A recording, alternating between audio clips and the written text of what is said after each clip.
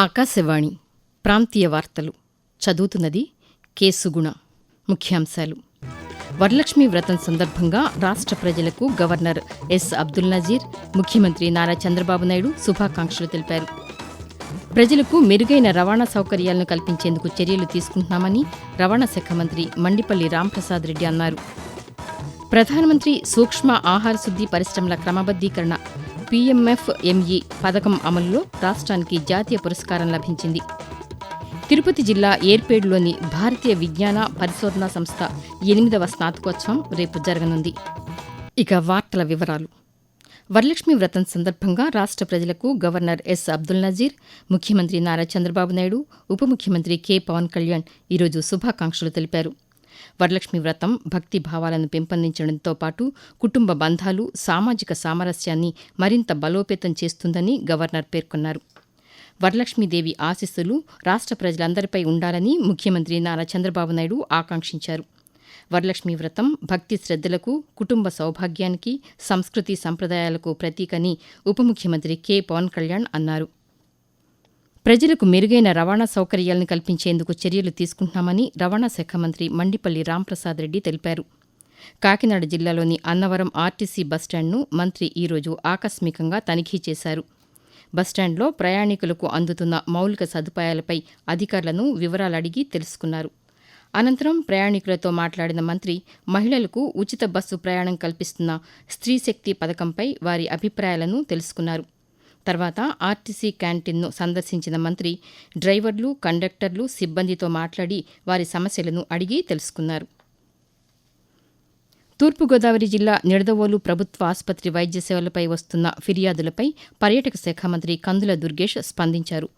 ఆసుపత్రిలో నిన్న రాత్రి ఆకస్మిక తనిఖీలు నిర్వహించారు.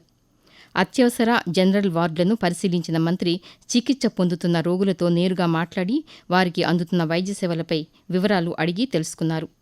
అనంతరం మంత్రి మాట్లాడుతూ ఆసుపత్రి పనివేళల్లో వైద్యులు, సిబ్బంది తప్పనిసరిగా అందుబాటులో ఉండాలని ఆదేశించారు.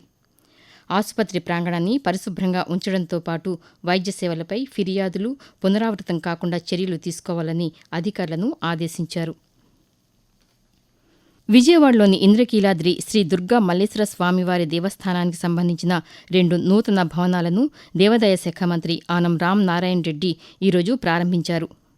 ఆలయానికి సంబంధించి 26 కోట్ల రూపాయలతో నిర్మించిన కనకదుర్గ అన్నప్రసాద సదనం, 26.50 కోట్ల రూపాయలతో నిర్మించిన దుర్గా భవానీ మహాప్రసాదం తయారీ భవనాలు అందుబాటులోకి వచ్చాయి. ఈ అంశంపై ఆలయ కార్యనిర్వహణాధికారి సీనా నాయక్ మాట్లాడుతూ, లక్షలాది మంది భక్తులు వచ్చే వాళ్ళందరికీ కూడా ఇక్కడ అన్నప్రసాద భవనాన్ని ఇంత సువిశాలంగా ఏర్పాటు చేయడము దేవాదాయ శాఖ తరపున మరియు ఇంద్రకీలాద్రి పుణ్యక్షేత్రం నుంచి భక్తులందరికీ కూడా ఎలాంటి ఇబ్బందులు లేకుండా ప్రశాంతంగా దర్శనం చేసుకుని రిటర్న్ లో వెళ్లేటప్పుడు అందరూ కూడా అన్నప్రసాదం స్వీకరించి వెళ్తా లడ్డు ప్రసాదాన్ని తీసుకుని వెళ్లేటట్టు చూస్తున్నాము. ఇక్కడ స్థలం ఎక్కువ లేదు, ఉన్న స్థలాన్ని మనం జాగ్రత్తగా వాడుకోవాలి. సో తక్కువ స్థలంలో ఎక్కువగా భక్తులందరికీ కూడా మంచి వాతావరణాన్ని కల్పించడానికి చాలా ప్రయత్నాలు చేస్తున్నాం. ప్రధానమంత్రి సూక్ష్మ ఆహార శుద్ధి పరిశ్రమల క్రమబద్దీకరణ PMFME అమలులో రాష్ట్రానికి జాతీయ స్థాయి పురస్కారం లభించింది. కేంద్ర ఆహార, ప్రాసెసింగ్ పరిశ్రమల మంత్రిత్వ శాఖ ఆధ్వర్యంలో ఈ నెల 24, 25 తేదీల్లో ఢిల్లీలో నిర్వహించనున్న PMFME సదస్సులో కేంద్ర మంత్రి చిరాగ్ పాస్వాన్ ఈ అవార్డును అందజేయనున్నారు. ప్రారంభ మూలధనం అమలులో పనితీరు ఆధారంగా రాష్ట్ర గ్రామీణ జీవనోపాధి మిషన్ SRLM సెర్ఫ్ విజేతగా ఎంపికైంది. స్వయం సహాయక సంఘాల మహిళల ఆధ్వర్యంలో సూక్ష్మ ఆహార ప్రాసెసింగ్ యూనిట్ల అభివృద్ధికి ఈ గుర్తింపు దోహదపడుతుందని అధికారులు తెలిపారు.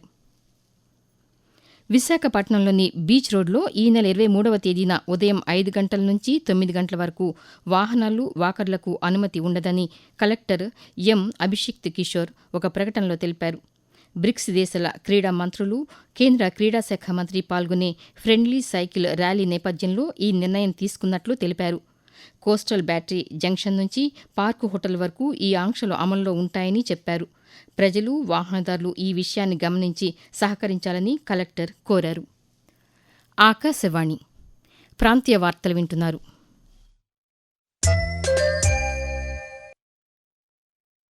తిరుపతి జిల్లా ఏర్పేడులో భారతీయ విజ్ఞాన పరిశోధనా సంస్థ 8వ స్నాతకోత్సవాన్ని రేపు నిర్వహించనున్నట్లు ఐఐటీ డైరెక్టర్ కెఎన్ సత్యనారాయణ తెలిపారు.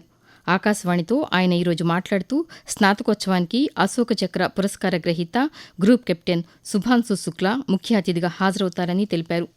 వివిధ కోర్సులు పూర్తి చేసిన విద్యార్థులకు డిగ్రీలు, ప్రతిభ కనబర్చిన విద్యార్థులకు పట్టాలు, బహుమతులను అందజేయనున్నట్లు సత్యనారాయణ తెలియజేస్తూ August 22nd IIT Tirupati 8th convocation జరగబోతోంది. అబౌట్ 450 స్టూడెంట్స్ పైనే గ్రాడ్యుయేట్ అవుతున్నారు, డిగ్రీస్ ఇస్తున్నాం, including BTech, MTech, MSc, master of public policy, PhD, MS by research, ఇవన్నీ వేరియస్ ప్రోగ్రామ్స్ నుంచి గ్రాడ్యుయేట్ అయిన వాళ్ళు. The chief guest for the convocation is group captain Shubhanshu Shukla, Ashok చక్ర.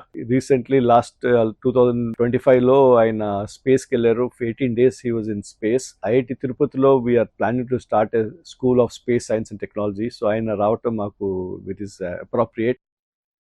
ఎన్టీఆర్ జిల్లా ఇబ్రహీంపట్నం మండలం మూలపాడు గ్రామంలో 40 లక్షల రూపాయల కార్పొరేట్ సామాజిక బాధ్యత సిఎస్ఆర్ నిధులతో నిర్మించనున్న పశువుల ఆసుపత్రి భవనానికి మైలవరం శాసనసభ్యులు వసంత వెంకట కృష్ణ ప్రసాద్ ఈరోజు శంకుస్థాపన చేశారు.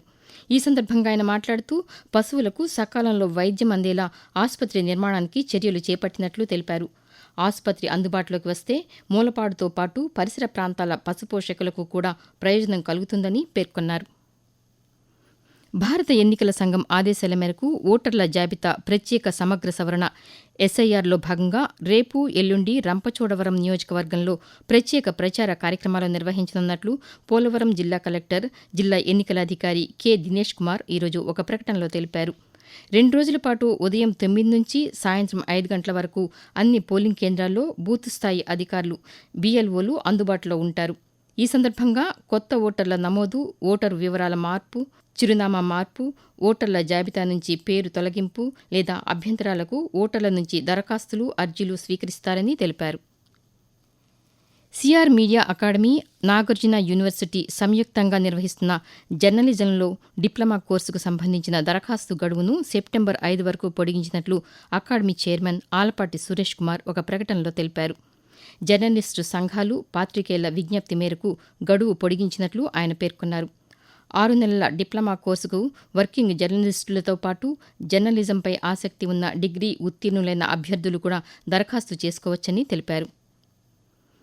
ప్రధానమంత్రి నరేంద్ర మోదీ తన మనసులోని భావాలను ఆకాశవాణి ద్వారా దేశ ప్రజలతో పంచుకునే మన్ కీ బాత్ మనసులోని మాట కార్యక్రమం 137వ సంచిక ఈ నెల 30వ తేదీ ఆదివారం ప్రసారమవుతుంది. మన్ కీ బాత్ కార్యక్రమానికి ప్రజలు తమ సూచనలు అందించాలని ప్రధానమంత్రి కోరారు.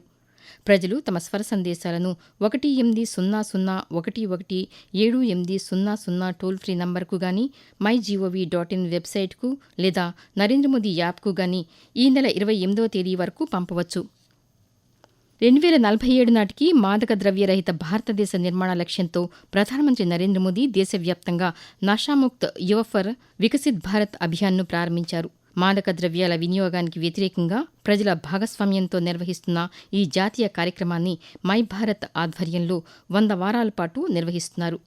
యువతలో మాదక ద్రవ్యాల దుష్ప్రభావాలపై అవగాహన కల్పించడం, మాదక ద్రవ్యాలకు దూరంగా ఉండేలా వారిని ప్రోత్సహించడం ఈ కార్యక్రమం ప్రధాన ఉద్దేశమని కేంద్ర యువజన వ్యవహారాలు, క్రీడల మంత్రిత్వ శాఖ తెలిపింది. మాదక ద్రవ్య రహిత సమాజ నిర్మాణంలో యువతను భాగస్వాములను చేయడంతో పాటు ఆరోగ్యకరమైన, బాధ్యతాయుతమైన జీవన విధానం వైపు వారిని నడిపించేందుకు ఈ కార్యక్రమం దోహదపడుతుందని మంత్రిత్వ శాఖ పేర్కొంది. ప్రాంతీయ వార్తలు ముగించే ముందు ముఖ్యాంశాలు మరొకసారి. వరలక్ష్మి వ్రతం సందర్భంగా రాష్ట్ర ప్రజలకు గవర్నర్ ఎస్ అబ్దుల్ నజీర్, ముఖ్యమంత్రి నారా చంద్రబాబు నాయుడు శుభాకాంక్షలు తెలిపారు. ప్రజలకు మెరుగైన రవాణా సౌకర్యాలను కల్పించేందుకు చర్యలు తీసుకుంటున్నామని రవాణా శాఖ మంత్రి మండిపల్లి రాంప్రసాద్ రెడ్డి అన్నారు. ప్రధానమంత్రి సూక్ష్మ ఆహార శుద్ధి పరిశ్రమల క్రమబద్దీకరణ PMFME పథకం అమలులో రాష్ట్రానికి జాతీయ పురస్కారం లభించింది. తిరుపతి జిల్లా ఏర్పేడ్లోని భారతీయ విజ్ఞాన పరిశోధనా సంస్థ 8వ స్నాతకోత్సవం రేపు జరగనుంది. ఆకాశవాణి ప్రాంతీయ వార్తలు ఇంతటితో సమాప్తం. తిరిగి సాయంత్రం 6 గంటల 10 నిమిషాలకు విశాఖపట్నం కేంద్రం నుంచి ప్రాంతీయ వార్తలు వింటారు.